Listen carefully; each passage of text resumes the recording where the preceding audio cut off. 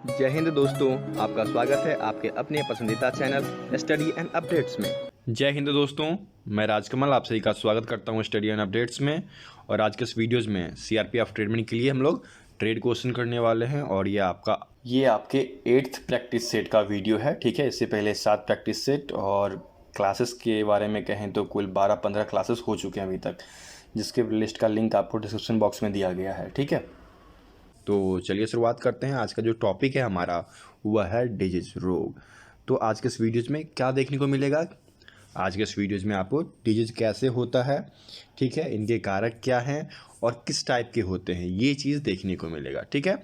तो चलिए शुरुआत करते हैं। आपका पहला प्रश्न दिया गया है कि dash is the state of complete physical, mental and social wellbeing, अर्थात ऐसा कौन सा स्टेज है जिसमें कि शरीर पूर्ण रूप से, मानसिक रूप से और सामाजिक रूप से कल्याण की स्थिति में रहता है। कल्याण कहने का मतलब है शांति, ठीक है। तो ऐसा तभी होता है जब मनुष्य स्वस्थ होता है, ठीक है। तो यहाँ पर उत्तर आपका हो गया बी, स्वस्थ, ठीक है। चलिए फर्स्ट का उत्तर बी हो जाएगा, ठीक है। चलिए आगे बढ़ें। सेकेंड आपको दिया गया है any disturbance in the structure or the function of any organ or part of body is known as. देखिए, शरीर में जैसे ही आपके कोई दिक्कतें आनी शुरू हो जाती हैं या आपका कोई ऑर्गन काम करना बंद कर देता है तो आप क्या समझते हैं कि आप बीमार पड़ चुके हैं, कोई ना कोई रोग आपको लग गया है, डिजीज आ गई है। तो ये कंडीशन कहलाता है आपका डिजीज, जो कि आपके सेकेंड के ए में दे रखा है, ठीक है। तो सेकेंड का ए उत्तर हो जाएगा, ठीक है। आगे बढ़ें। चलिए तीसरे प्रश्न की ओर बढ़ते हैं। तीसरा प्रश्न आपको दिया गया है डिजीज आर बेसिकली। तो डिजीज जो है मूलतः वह 2 प्रकार के हैं। एक आपका है एक्यूट डिजीज, ठीक है, और दूसरा आपका है क्रोनिक डिजीज। एक्यूट डिजीज क्या होता है? तो एक्यूट डिजीज जो होते हैं यह शॉर्ट टर्म के डिजीज होते हैं, अर्थात जैसे कि कुछ दिन हुआ फिर ठीक हो गए, और इसमें लोग तुरंत रिकवर कर लेते हैं। और तीसरा है कि इसमें वेट वगैरह नहीं घटता है। वहीं पर क्या होता है, जो क्रोनिक डिजीज होता है अर्थात अस्थायी बीमारी होता है, उसमें क्या होता है कि एक तो इसको ठीक होने में बहुत टाइम लग जाता है, ठीक है। दूसरा कि इसमें क्या होता है कि रिकवर कर पाना तुरंत ये मुश्किल हो जाता है। और तीसरी बात क्या है, इसमें आपके शरीर का वजन वगैरह कम हो जाता है, ठीक है। तो इस प्रकार से आपके 2 प्रकार के रोग जो हैं मूलतः शरीर में पाए जाते हैं। तो उत्तर क्या हो जाएगा थर्ड का उत्तर बी हो जाएगा, ठीक है। आगे बढ़ें। अब चलिए फोर्थ दिया गया है the disease which last for only a short period of time is called. वह रोग जो थोड़े समय के लिए रहता है डैश रोग कहलाता है। मैंने भी जस्ट आपको बताया है एक्यूट डिजीज क्या होता है, तुरंत खत्म होने वाला रोग, ठीक है। तरुण रोग यहाँ पर लिखा गया है। तो ये रोग जो है तीव्रता से खत्म भी हो जाते हैं, तीव्रता से होते हैं और तीव्रता से खत्म हो जाते हैं, ठीक है। तो ये आपका कहलाएगा एक्यूट डिजीज। इसके 3 चीज़ याद रखिएगा, शॉर्ट टर्म, रिकवरी कंप्लीटली, ठीक है, और third one is no weight loss, ठीक है। ये 3 चीज़ आपको मूल रूप से याद रखना है डिजीज के बारे में। तो फोर्थ का उत्तर क्या हो जाएगा? फोर्थ का उत्तर आपका ए हो जाएगा, ओके। चलिए आगे बढ़ें। पांचवा आप देखना यहाँ दिया गया है the disease which last for long period of time is called. जैसे कि मैंने अभी तुरंत आपको बताया है, शॉर्ट पीरियड के लिए एक्यूट डिजीज, ठीक है, तरुण रोग, और लॉन्ग पीरियड के लिए क्रॉनिक डिजीज अर्थात अस्थायी बीमारी। जैसे अस्थायी बीमारी का यदि हम एग्जाम्पल लें तो जैसे टीबी हो गया, ठीक है, ये जैसे बड़े बड़े संक्रमण होते हैं ना, तो ये अस्थायी बीमारी होते हैं। इसमें शरीर का वेट लॉस हो जाता है, रिकवरी कर पाना मुश्किल हो जाता है, ठीक है। तो 5 का उत्तर क्या हो जाएगा? बी हो जाएगा, ठीक है, क्रॉनिक डिजीज। चलिए आगे बढ़ते हैं। छठा आपको दिया गया है काउजेज ऑफ डिजीज आर, अर्थात रोगों के कारण हैं। तो रोग होने के बहुत सारे कारण होते हैं। आपके शरीर में रोग जो है विभिन्न तरीके से प्रवेश करता है। तो कैसे कैसे करता है? तो यहाँ पर जो 4 ऑप्शन दिए गए हैं ना, ये चारों सही हैं। इन चारों ऑप्शन को मैं आप थोड़ा एक्सप्लेन कर देता हूँ। पहला कारण है आपका इमीडिएट काउज। अब इमीडिएट काउज में क्या होता है तत्कालिक कारण में, कि जैसे कि वायरस हो गया, बैक्टीरिया हो गया, प्रोटोजोआ हो गया, तो इन सब के थ्रू जो है डिजीज हमारे शरीर में चला आता है। ये कहलाता है आपका इमीडिएट काउज, ठीक है। दूसरा कारण आपको दिया गया है कंट्रीब्यूटरी काउज। तो कंट्रीब्यूटरी काउज में क्या होता है, जैसे आप कंटामिनेटेड फूड खा लेते हो, डर्टी वाटर पी लेते हो, तो इससे क्या होता है कि आपके शरीर में गंदगियाँ आ जाती है और फिर आप बीमार पड़ जाते हो। तो ये आपका सेकंड कारक हो गया कंट्रीब्यूटरी काउज, ठीक है। तीसरा आपको दिया गया है इन्फेक्शस काउज। अब ये इन्फेक्शस काउज क्या है, इसमें क्या होता है, संक्रमण फैलता है एक नॉन हेल्दी पर्सन से हेल्दी पर्सन में बीमारी ट्रांसमिट हो जाती है। अब इसमें क्या होता है, ये जो बीमारी ट्रांसमिट होती है इसमें सहारा लिया जाता है किसका, डिफरेंट माइक्रो एजेंट्स का, ठीक है, डिफरेंट माइक्रोब्स जो होते हैं उनके सहारे से नॉन हेल्दी पर्सन या फिर आप कह लीजिए कि इन्फेक्टेड पर्सन से एक हेल्दी पर्सन में बीमारी ट्रांसमिट हो जाती है। जैसे कि अभी कोविड चल रहा है, सब लोग डर के मारे घर में क्यों बैठे हो, इसी वजह से बैठे हो कि यदि किसी को कोरोना हो गया और यदि आप उसके चपेट में आ गए तो आप भी प्रभावित हो जाइएगा, ठीक है। तो ये कहलाता है आपका इन्फेक्शस काउज, ठीक है। उसके बाद देखिए आपका डी दिया गया है नॉन इन्फेक्शस काउज। अब नॉन इन्फेक्शस काउज जैसे कि आपने सुना होगा कुछ लोगों को टीबी हो जाता है, ठीक है, या फिर एड्स हो जाता है, तो ये सब नॉन इन्फेक्शस काउज के अंतर्गत आते हैं, ठीक है। इसमें क्या होता है कि बीमारी जो है वह दूसरे कारणों से फैलता है, जैसे कि वायु से हो गया, ठीक है, यौन संबंध से हो गया, तो इन सब से बीमारी फैलती है। तो उत्तर क्या हो जाएगा 6 का, ए बी सी डी सभी।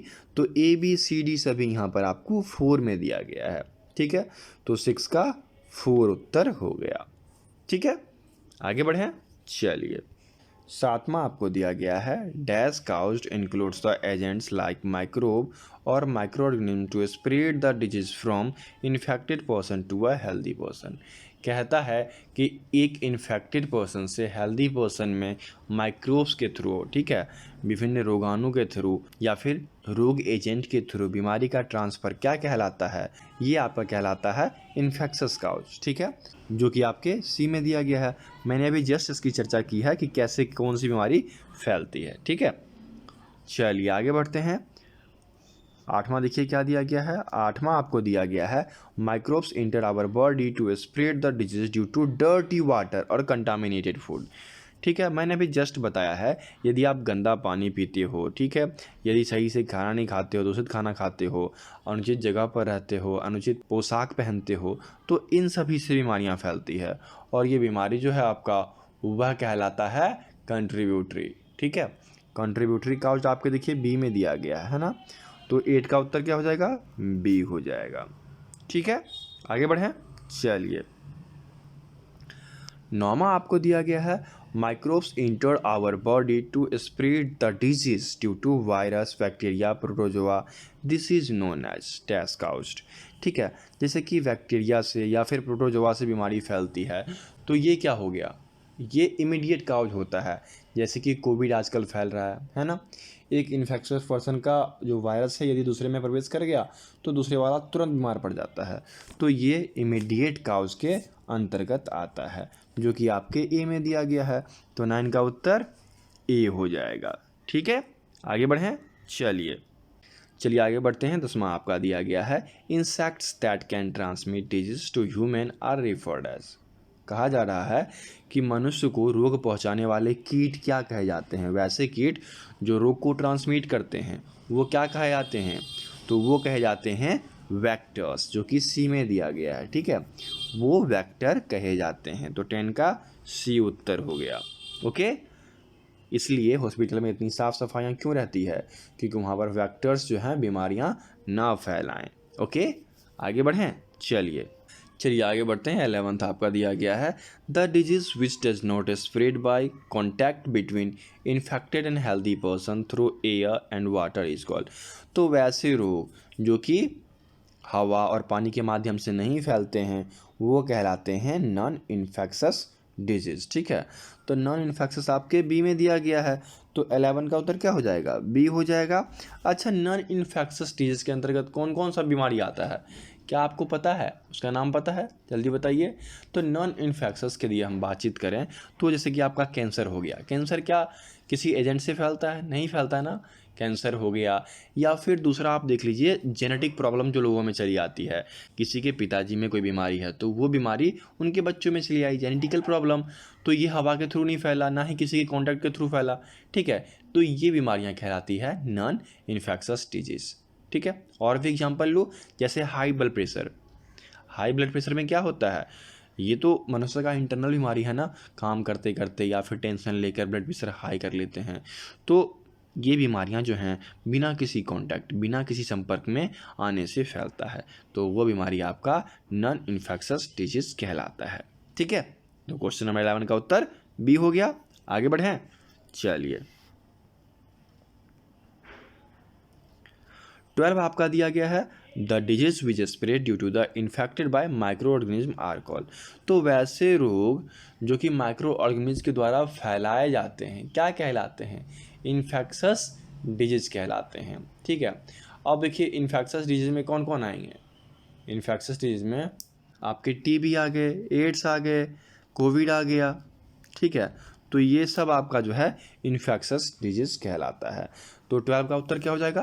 12 का उत्तर ए हो जाएगा, इन्फेक्शस डिजीज। ठीक है, चलिए आगे बढ़ें। 13 आपको दिया गया है rabies is dash borne disease. Rabies जो है वह डैश जनित रोग है। देखिए रेबीज जो है वह आपको कुत्तों के काटने से फैलता है। ठीक है, और कुत्ते के काटना अर्थात किसी पशु ने काटा ना, तो ये क्या हो जाएगा? Animal borne disease. ठीक है, तो 13 का उत्तर डी हो जाएगा। ठीक है, अच्छा मुझे ये बताइए कि आपको पता है कि रेबीज के टीके का खोज किसने किया? चलिए आगे हम लोग बातचीत करेंगे, एक प्रश्न है जो कि रेबीज के टीके के बारे में है, तब आप वहाँ पर जान जाएंगे। ठीक है, चलिए अभी आगे बढ़ते हैं। 14 आपको दिया गया है common cold, influenza, measles, tuberculosis is dash borne disease. सामान्य जुकाम हो गया, इन्फ्लुएंजा हो गया, खासरा हो गया और क्षय रोग, ये डैश जनित रोग हैं। तो ये जो रोग हैं ये हैं आपके एयरबॉर्न। एयर में क्या होता है, जैसे कि देखिए कोई टीबी पेशेंट है, उसने क्या किया कि कहीं पर थूक का स्राव कर दिया। तो जब उसने थूका तो क्या हुआ कि जो लार्वा है उसके स्राव में, तो उससे वो दूसरे में गया और वो बीमारी फैल गई। तो ये आपके एयरबॉर्न डिजीज के अंतर्गत आते हैं। ठीक है, क्षय रोग, सामान्य जुकाम, खांसरा, ये सब। उत्तर आपका 14 का ए हो जाएगा। ओके, चलिए आगे बढ़ें। आगे बढ़ने से पहले ये नंबर आप ध्यान में रखिएगा, बहुत ही आपके हेल्प आएगा।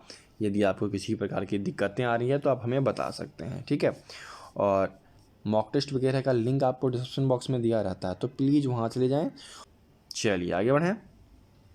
15 आपको दिया गया है cholera, typhoid, hepatitis is dash borne disease. हैजा हो गया, टाइफाइड हो गया, हेपेटाइटिस है, ये सब कैसा होता है?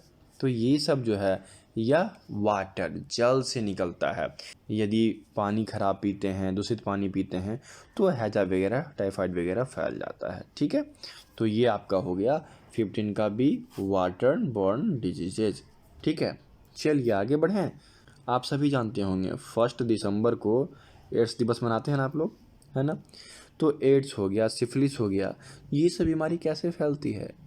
ये सब बीमारी फिजिकल कांटेक्ट, जब पुरुष और मादा में फिजिकल कांटेक्ट होता है तो यह बीमारी ट्रांसमिट होती है, जो कि कहलाता है सेक्सुअल डिजीज। ठीक है, यौन रोग। तो 16 का उत्तर क्या हो जाएगा? 16 का उत्तर सी हो जाएगा। ठीक है, चलिए आगे बढ़ें। 17 आपको दिया गया है the act of introducing a vaccine into the body to produce immunity to a specific disease is called. देखिए किसी विशिष्ट रोग के प्रति प्रतिरोधक क्षमता उत्पन्न करने के लिए शरीर में टीका लगाया जाता है। जैसे भी आप कोविड के लिए लगवा रहे हो, है ना, कोविड से बचने के लिए टीका लगवा रहे हो, तो यह प्रक्रिया क्या कहलाता है? यह प्रक्रिया टीकाकरण कहलाता है। ठीक है, टीकाकरण, वैक्सीनेशन। तो 17 का उत्तर बी हो जाएगा। ठीक है, अब चलिए आगे बढ़ते हैं। मैंने आपसे रिवीज के बारे में पूछा था ना, और देखिए क्वेश्चन यहाँ पे आ गया ना कि the first vaccine developed by Louis Pasteur was against. ठीक है, लुई पास्चर के द्वारा विकसित पहला टीका डैश के लिए था, तो वह था आपका रेबीज वायरस के लिए। सबसे पहले तो चेचक के लिए टीका आया, और चेचक बीमारी के बाद जो है फिर ये बीमारी फैला। ठीक है, तो इसके लिए लुई पास्चर साहब ने एक टीका निकाला और वह कहलाया रेबीज का टीका। ठीक है, जो कि कुत्ते के काटने से होता है और यह एक पशुजनित रोग कहलाता है। ठीक है, तो 18 का उत्तर सी हो जाएगा। आगे बढ़ें। 19 आपको दिया गया है अ वैक्सीन कैन, एक टीका हो सकता है। तो एक टीका क्या करता है? हमारे शरीर में जो एंटीजन होती हैं, प्रोटीन होती हैं, उनकी इम्यूनिटी को बढ़ाता है और रोगजनक क्षमता को बढ़ाता है। ठीक है, उसके बाद क्या करता है कि जो रोग हमारे शरीर में हैं उनको छीन कर देता है। ठीक है, मतलब यहाँ पर जो फर्स्ट वाला दिया गया है एन एंटीजन प्रोटीन, बिल्कुल सही है। सेकंड है वीकेंड पैथोजन, बिल्कुल सही है। थर्ड दिया गया है लिव एटेन्यूएट पैथोजन। सभी ऑप्शन बिल्कुल सही दिए गए हैं। तो 19 का उत्तर क्या हो जाएगा, डी हो जाएगा। अभी ना जो बीमारी चल रही है ना, इसको महामारी कहेंगे, बीमारी नहीं, ये तो महामारी चल रही है। और इस महामारी से यदि आप रिलेट करें ना, तो ये सभी चीज़ें आपको टीका इसलिए लगाई जा रही है, आपको 2 टीका लगाया जाएगा। और इन दोनों टीका में क्या होगा कि आपकी इम्यूनिटी स्ट्रांग रहेगी। ठीक है, यदि आपकी इम्यूनिटी स्ट्रांग है तो आप केपेबल हैं। ठीक है, आप उसके कोरोना के वायरस से फाइट करेंगे और आप जिंदा रहेंगे। यदि आप कमज़ोर पड़ते हैं तो फिर बुरा भी हो सकता है, इसलिए टीकाकरण अभी करवाया जा रहा है। तो जो बचे हुए हैं कृपया वो टीका ले लें, बेहतर है, आप ही के लिए है, और आपकी सुरक्षा हमारी सुरक्षा, सरकार की सुरक्षा। ठीक है, तो टीका जरूर लीजिएगा। चलिए आगे बढ़ें। चलिए आगे बढ़ते हैं। 20 दिया गया है antibiotics are use to treat infections by, कहता है कि संक्रमण के इलाज के लिए हम लोग एंटीबायोटिक्स का उपयोग करते हैं। तो वह कौन सा संक्रमण है? ठीक है, तो वह संक्रमण जो है वह आपका कहलाता है बैक्टीरिया। ठीक है, जो कि बी में दिया गया है, तो 20 का बी उत्तर हो जाएगा। तो इस प्रकार से आज के इस वीडियोज़ में 1 से 20 क्वेश्चन मैंने करा दिया है। अभी एक क्वेश्चन आपसे पूछने की बारी है, उसके बाद डिस्कस करेंगे कि अगला वीडियो किस चीज़ पे आएगा। ठीक है, तो ये आज का प्रश्न है कि इंडिया में कोविड-19 का दूसरा चरण, ठीक है, सेकेंड फेज कब स्टार्ट किया गया, ये आपको बताना है। 4 ऑप्शन है, इन 4 ऑप्शन में से एक ऑप्शन सही है, तो उसका उत्तर आपको कमेंट बॉक्स में कमेंट करना है। ठीक है, चलिए, और नेक्स्ट 2 क्लासेस अभी सोच लिया गया है कि क्या क्या आएगा, ये मैं आपको बता देता हूँ। नेक्स्ट क्लास जो है आपका सैनिटाइजर्स पे आएगा या फिर सैनिटाइजेशन प्रोसेस पे आएगा। ठीक है, उसके बाद नेक्स्ट क्लास जो होगा वह होगा विटामिन्स। ठीक है, विटामिन्स की कमी से कौन सी डिजीज होती है, ये चीज़ें जो हैं आपको नेक्स्ट क्लास में आएगी। तो 9th क्लास और 10th क्लास, ठीक है, ये दोनों इंपॉर्टेंट है। अब आपको कमेंट बॉक्स में क्या करना है, जो टॉपिक्स आपके मन में है, ठीक है, जो आपको लगता है कि एसके के एग्ज़ाम में आ सकता है, वो टॉपिक्स आपको कमेंट करना है। ठीक है, आपके एक कमेंट से हमें बहुत सारी आइडिया आ सकती है और वह बहुत बच्चों के लिए मददगार साबित होगा। ठीक है, तो जल्दी से जल्दी कमेंट कीजिए और बताइए कि आपको किस टॉपिक पे पढ़ाई करनी है नेक्स्ट। ठीक है, चलिए, तो मिलते हैं दूसरी वीडियो में, तब तक के लिए जय हिंद।